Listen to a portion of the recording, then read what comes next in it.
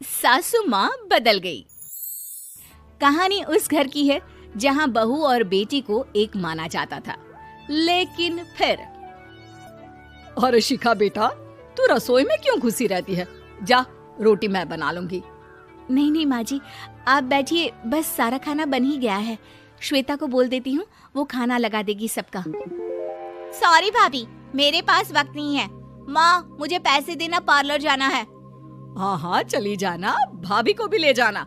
वो भी जाने को बोल रही थी पार्लर, पर पहले ना मदद कर दे उसके खाना लगाने में।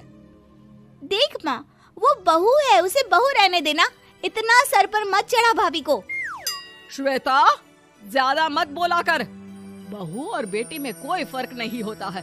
जा जाकर काम कर। ननद को माँ का भाभी से इस तरह प्यार करना बिल्कुल अच्छा नहीं लगता। वो बार बार किसी न किसी तरह माँ को भाभी के खिलाफ भड़काती रहती, लेकिन कोई फायदा ना होता। एक रोज, अरे बेटे किशन, जा बहू को कहीं घुमा कर ला, सारा दिन घर में काम करती रहती है। हाँ हाँ माँ, हम लोग जा रहे हैं ना गोवा। अच्छा जी, भाभी ने तो हमें बताया भी नहीं। वैसे तो सारी पंचायत करती है, ये गोवा वाली बात क्यों छुपा गई हमसे? अरे क्योंकि उसे खुद नहीं पता था बहन। मुझे टिकट सस्ती मिल रही थी तो मैंने बुक कर दिया। हाँ शिखा, पैकिंग कर ले, संडे हम जा रहे हैं गोवा। दोपहर में शिखा पैकिंग कर रही थी कि सास आ जाती है। ये क्या बहू, साड़ियाँ? अरे गोवा जा रही है घूमने या फिर शादी में मायके हैं? माँ जी, ऐसा कुछ है ही नहीं, समझ में नहीं आ रहा क्या रखूं कपड़े में। अरे तेरी और श्वेता की साइज तो एक ही है, उसके कुछ मॉडर्न कपड़े ले ले, आकर लौटा देना। हाँ माँ जी, ये ठीक रहेगा। शिखा श्वेता के पास जाती है और उससे कपड़े मांगती है। ना जी ना, मैं अपने कपड़े ना दूं, वैसे भी फैल जाएंगे मेरे कपड़े, बहुत महंगे वाले हैं। शिखा मुंह लटकाकर कमरे में आ जाती है तो सास कहती है, चल तैयार हो जा, तुझे मैं शॉपिंग करा कर लाती हूँ गोवा की। बस फिर क्या था, सास बहू निकल जाते हैं मार्केट और एक से बढ़कर एक ड्रेस खरीद कर घर आते हैं। पहले बता देती कि नए कपड़े दिलाने वाली है भाभी को, तो मैं अपने ही दे देती ना भाभी को, मुझे दिला देती नए कपड़े। देख श्वेता, परिवार का मतलब सबके साथ रहना होता है, ना कि सिर्फ अपना सोचना। वैसे भी तुझे अच्छे संस्कार सीखने चाहिए। और रही बात कपड़ों की, तो शिखा, आज से घर पर भी तू मॉडर्न कपड़े ही पहनेगी। कोई जरूरत नहीं है ये साड़ी वाड़ी लपेटने की। अब क्या था, घर पर श्वेता और शिखा एक जैसे रहते। एक बार पड़ोसन आती है। अरे बेटा, अपनी माँ को तो बुलाना जरा, बात करनी है। शिखा सास को बताती है और रसोई में चली जाती है। ये आपकी बेटी बहुत बड़ी हो गई है, इसके लिए एक रिश्ता है, कहो तो बता दूं। ये बेटी नहीं बहू है, घर में सब एक जैसा ही रहता है। वैसे मेरी बेटी भी बड़ी हो गई है, कोई रिश्ता हो तो जरूर बताना। पड़ोसन रिश्ता लेकर उन लोगों के घर आती है।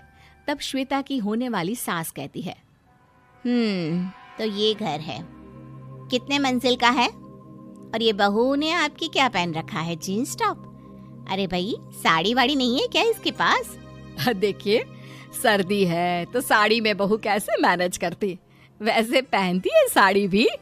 देखिए, हम लोग ठहरे पैसे वाले लोग, कोई कमी नहीं है हम लोगों के पास पैसों की, बहुत पैसे हैं, जमीन, नौकर चाकर, कार, सब कुछ है, लेकिन घर में संस्कारी बहू चाहिए, समझ रही हैं ना आप?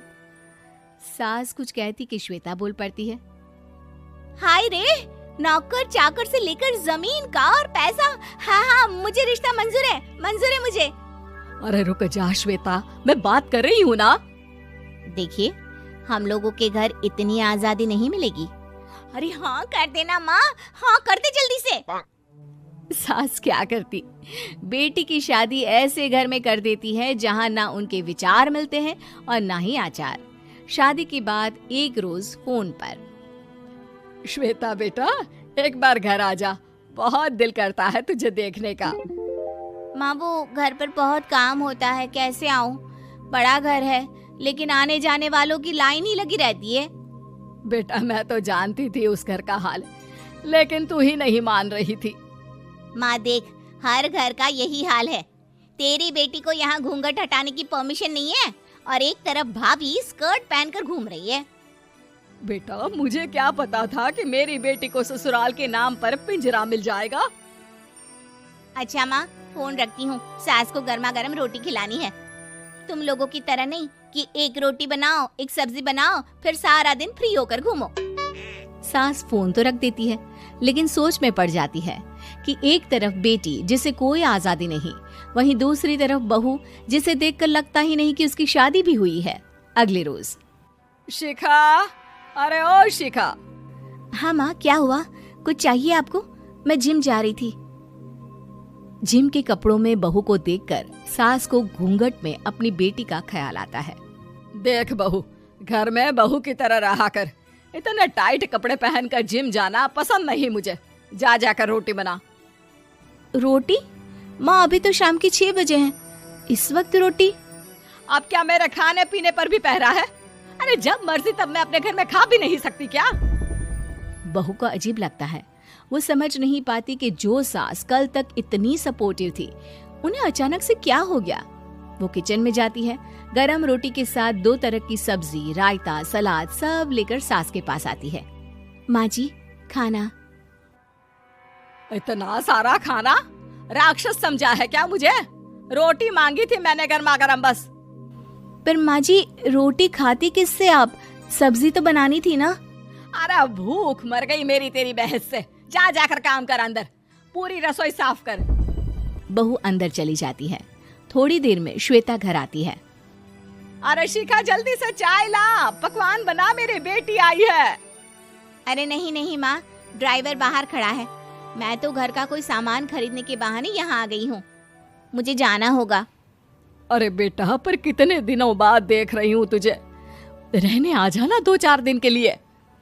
आ जाऊंगी माँ, जब मेरी सास मरेगी तब। मैं तो रोज मन्नत मानती हूँ कि मेरी सास मर जाए तो अच्छा है। अच्छा चल, जा रही हूँ माँ।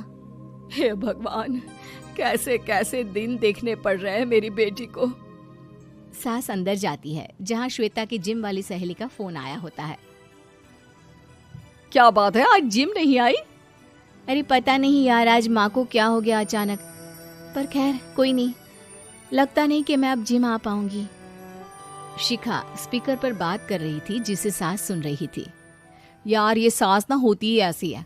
मैं तो कहती हूँ बुढ़िया जल्दी मरे और तू आराम से जिए। शिखा को सहेली की बात पर गुस्सा आ जाता है। माँ के मरने की कौन सा बच्चा दुआ मांगता है मोहिनी? आगे से ऐसी बात मेरे सामने मत करना। हमारे घर की शोभा ही माँ है। क्या हुआ जो थोड़ी सख्ती दिखा रही है? उसमें भी कोई ना कोई उनकी भलाई ही होगी। मैं तो कहती हूँ भगवान मेरे जैसी सास सबको दे, जो सिर्फ माँ की तरह है। सास वाली तो कोई बात ही नहीं है उनमें। सास ये बात सुन रही थी। उनकी आंख में आंसू आ जाते हैं कि क्यों वो बेटी की किस्मत में बहू को भी भागीदार बना रही थी। शिखा, अरे ओ शिखा, क्या हो गया? जिम नहीं जाना क्या?